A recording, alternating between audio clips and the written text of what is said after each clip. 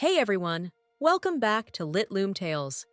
Today, we're delving into a psychological thriller that will keep you up at night. The Perfect Child by Lucinda Berry.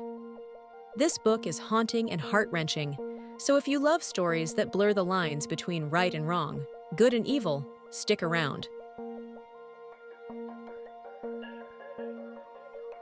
The story opens with Christopher and Hannah Bauer, a picture-perfect couple.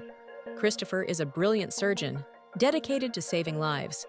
Hannah, his wife, is a nurse equally committed to helping others.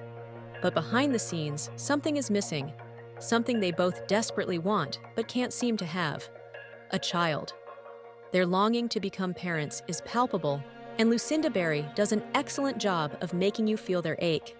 They've tried everything: treatments, consultations, prayers, but nothing seems to work. That is, until Janie enters their lives. Janie is no ordinary child. She's found abandoned in horrific conditions, severely malnourished and emotionally withdrawn. She doesn't talk, doesn't interact like most children. She's a broken soul who's been through unimaginable horrors. But Christopher and Hannah see potential in her, a child who just needs love and stability to heal. But things soon take a darker turn. As Janie begins to settle into their lives, her behavior toward Christopher and Hannah is markedly different. She clings to Christopher, treating him like the protective father she never had.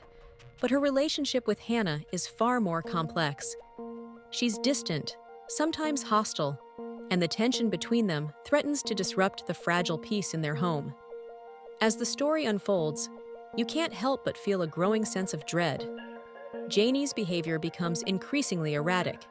She's drawn to Christopher, often seeking his approval, while simultaneously distancing herself from Hannah.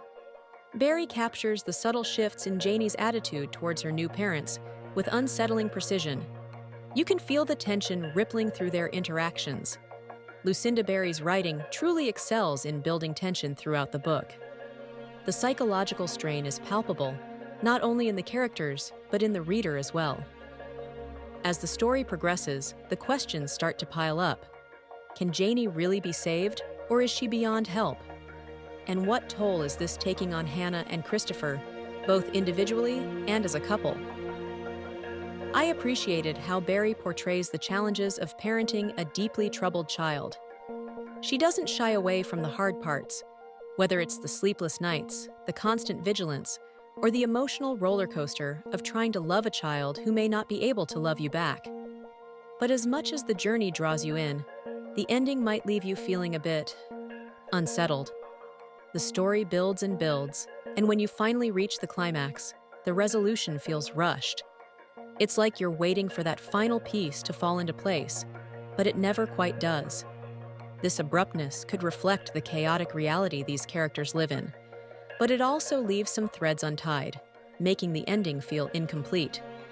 Still, the book's power lies in the emotional and psychological journey it takes you on. The Perfect Child is a haunting exploration of trauma, parenthood, and the fine line between healing and danger. The tension builds steadily throughout the book, making it an intense read from start to finish. If this sounds like a book you'd enjoy, I highly recommend it. But the conversation doesn't end here. In my next videos on LitLoomTales, we'll dive deeper into real-life parallels, how childhood trauma and psychological disorders in the book compare to real life. We'll also explore adoption and its effects on families, especially when the child has experienced severe trauma. Plus, we'll analyze Berry's portrayal of these psychological conditions, where she gets it right and where fiction diverges from reality. So, be sure to subscribe and hit the notification bell, because you won't want to miss what's coming next. I'll see you soon.